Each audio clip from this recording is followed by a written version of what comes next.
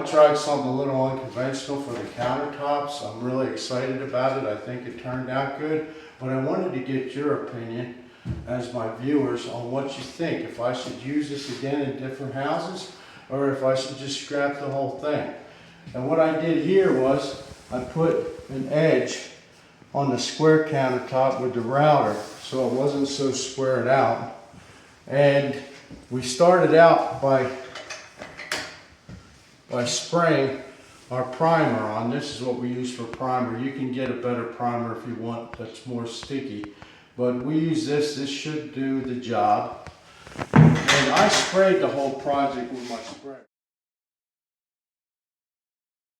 But these products here, you can use a mini roller and a brush to brush them out. The paint I use for the countertops is the same paint that we painted our RV with, which stood up to 10,000 miles cross-country ride, and it's still on there just fine. But this stuff is sort of like an oil base, but it's a water base. I like to use all the water bases. This is alkali paint.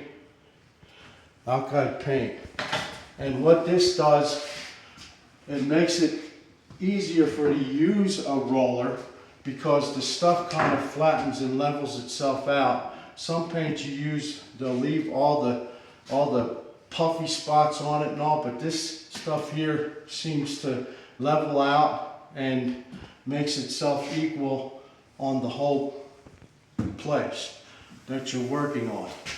So we use that.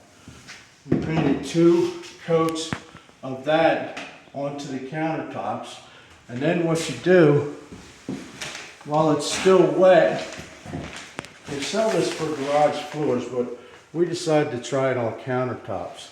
You take this stuff and you just sprinkle it onto the countertops lightly while it's wet. You want to get a good coat of paint on there and put it on there while it's wet. And then after all that dries, I took and just lightly sanded all the loose spots, all the spots that were sticking up, and then we sprayed 3 coats of our clear coat on there, polyurethane, whatever you want to call it. We sprayed 3 coats on there to make it nice and hard so that when you cut, because you're going to be using the countertop for a lot. So this will protect the countertop from stains and protect it from cuts. So you're going to want to put several coats of this onto your project. And this is what you end up with.